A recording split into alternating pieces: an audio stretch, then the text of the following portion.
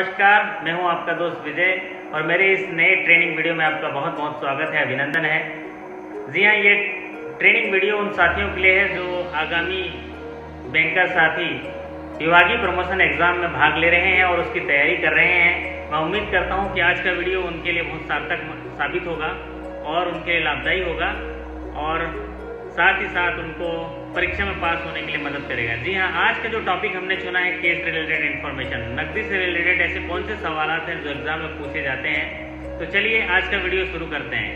तो नकदी से रिलेटेड सबसे पहले जो सवाल पूछा जाता है वो है कि भारतीय रिजर्व बैंक अधिकतम कितने रुपए का नोट जारी कर सकता है। जी हाँ, बहुत सरल सा सवाल पूछता है कि भारतीय रिजर्व बैंक अधिकतम कितने रुपए का नोट जारी कर सकता है। तो उत्तर होना चाहिए आपका 10,000 रुपये। आरबीआई अधिकतम 10,000 रुपये का डिनोमिनेशन का नोट जारी करता है। ये जो नोट दिख रहा है ये 1938 में जारी किया गया था भारतीय रिजर्व बैंक द्वारा, जिसको 1946 में डिमोनेटाइज किया गया। जी हाँ, ये अहम सवाल पूछा जाता है प्राय एग्जाम में। और दूसरी बात जो है, 1 रुपये का नोट जो भारत सरकार द्वारा जारी किया जाता है उसमें वित्त सचिव के साइन होते हैं और उसे मुद्रा नोट कहते हैं, उसे करेंसी नोट भी कहते हैं। जी हाँ, ये सवाल भी काफ़ी आता है। और जो अगला नोट से रिलेटेड जानकारी है उसमें सॉइल नोट मतलब जिसको गंदा नोट भी कहते हैं। अगर इस्तेमाल करते हुए एक नोट गंदा हो जाता है या एक नोट के 2 हिस्से हो जाते हैं तो उसे सॉइल नोट कहते हैं। जी हाँ, अगर उपयोग से किसी कारणवश नोट गंदा हो जाता है या 2 टुकड़ों में नोट बट जाता है तो उसको सॉइल नोट कहते हैं। अगला नोट है म्यूटिलेटेड नोट। अगर एक नोट 2 से अधिक हिस्सों में कटा हो तो उसे म्यूटिलेटेड नोट या कटा फटा नोट कहते हैं। जी हाँ, आप देख सकते हैं नोट 1 जगह 2 जगह 3 जगह से कटा है तो इसको हम कटा फटा नोट या म्यूटिलेटेड नोट कहते हैं। और एक नोट होता है मिसमैच नोट। अगर 2 अलग अलग नोटों को जोड़ के एक नोट बना दिया जाए तो उसको मिसमैच नोट कहते हैं। ये note constructed by 2 different notes is called mismatch note. तो यहाँ अलग अलग 2 अगर बैंक नोट मिला दिया जाए और एक नोट तैयार किया जाए तो उसको मिसमैच नोट कहते हैं। जी हाँ, अगली जानकारी जो है वो स्टार सीरीज नोट है। अगर प्रिंटिंग में या किसी कारणवश रिजर्व बैंक से गलती की वजह से नोटों को रिप्लेस करने के लिए जो नए नोट जारी करते हैं उनको स्टार सीरीज नोट कहते हैं। और अभी ये हाल ही में छोटे मूल्य वर्गों में 10, 20, 50 और 100 के मूल्य वर्गों में स्टार सीरीज नोट पाए जाते हैं और इसको बोलते हैं स्टार सीरीज नोट। आप देख सकते हैं यहाँ पर स्टार भी लगा हुआ है। जी हाँ, अगली जो जानकारी है clean note policy. Clean note policy के अनुसार नोट के पैकेट्स को स्टेपल नहीं किए जाएंगे। जी हाँ, क्लीन नोट पॉलिसी के अनुसार नोट के पैकेट को स्टेपल बिल्कुल नहीं किए जाएंगे। रबर बैंड या इस तरह के पेपर बैंड के माध्यम से इनको रखे जाएंगे ताकि इनकी ड्यूरेबिलिटी बढ़ेगी, इनका सम्मान होगा।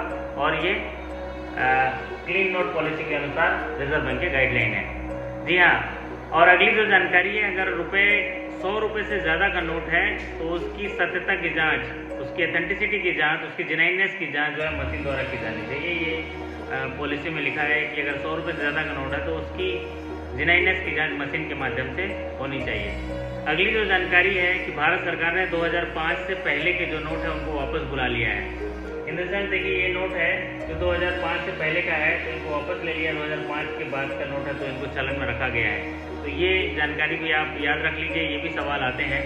और अगली जो जानकारी है कि भारत सरकार ने 9 नवंबर 2016 को 1000 रुपये और 500 रुपये के पुराने नोटों का लीगल टेंडर रद्द कर दिया था, जिसको नोटबंदी के नाम से जाना गया और इसको डिमोनेटाइजेशन बोलते हैं। तो ये भी याद रखना है आपको कि सरकार द्वारा 9 नवंबर 2016 से समझ लीजिए पुराने 1000 के और 500 के नोटों के लीगल टेंडर रद्द कर दिए थे। ये याद रखना है आपको, जिसको डिमोनेटाइजेशन या नोटबंदी के नाम से जाना गया। अगली जो जानकारी है वो काउंटरफेट नोट की है, जाली नोट की है। अगर आपके पास काउंटर में जाली नोट मिलता है तो आप क्या करते हैं? लेकिन करना ये चाहिए, अगर जाली नोट काउंटर पे मिलते हैं तो उनको लौटाना नहीं चाहिए, नष्ट नहीं करना चाहिए, उनको फाड़ना नहीं चाहिए, उनको खराब नहीं करना चाहिए, उनको जब्ती बनानी चाहिए और उस जब्त किए हुए नोट की उनकी पावती देनी चाहिए। तो काउंटरफेट नोट अगर मिलता है तो उसको जब्त कर लीजिए। अगर एक सिंगल डिपॉजिट में 5 से ज़्यादा जाली नोट मिलते हैं तो पुलिस में एफआईआर लॉन्च करना पड़ेगा। और अगर एक सिंगल डिपॉजिट में 4 तक के नोट जाली पाए जाते हैं तो पुलिस में एफआईआर करने की ज़रूरत नहीं है। लेकिन पूरे माह भर में जितने नोट मिले हैं उनका कंसोलिडेटेड रिपोर्ट जो है उस नोट के साथ पुलिस में इंफॉर्मेशन देना होता है। ये सारे इंफॉर्मेशन नोडल ऑफिसर के माध्यम से जाएंगे। तो 2 कंडीशन है, अगर एक सिंगल डिपॉजिट में 5 से ज़्यादा नोट पाए जाते हैं तो एफआईआर मस्ट है। और अगर एक सिंगल डिपॉजिट में 4 तक के जाली नोट पाए जाते हैं तो उनको एफआईआर करने की ज़रूरत नहीं, केवल महीने भर के जितने भी रिपोर्ट है कंसोलिडेटेड रिपोर्ट पुलिस के पास देने होते हैं। जी हाँ, जब हम नोट पुलिस को देते हैं तो वहाँ जांच करने के बाद वो नोट वापस बैंक को मिलते हैं, तो वो ऐसे नोटों को जो पुलिस के माध्यम से वापस मिले हैं उनको 3 साल तक हमको सुरक्षित रखना होता है। जी हाँ, कितने 3 साल तक सुरक्षित रखना होता है। तो ये छोटा सा ट्रेनिंग वीडियो था जो नकदी से रिलेटेड आपको बताया गया। यहाँ पर नकदी से रिलेटेड आपकी जानकारी दी गई।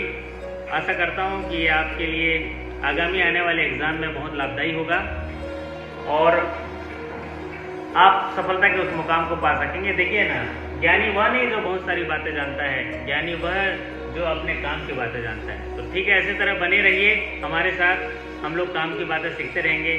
फिर एक नए ट्रेनिंग वीडियो के साथ आपके साथ पुनः हाजिर होऊंगा। इस वीडियो को देखने के लिए आपका बहुत बहुत धन्यवाद। नमस्कार, आभार, शुभ रात्रि, थैंक यू।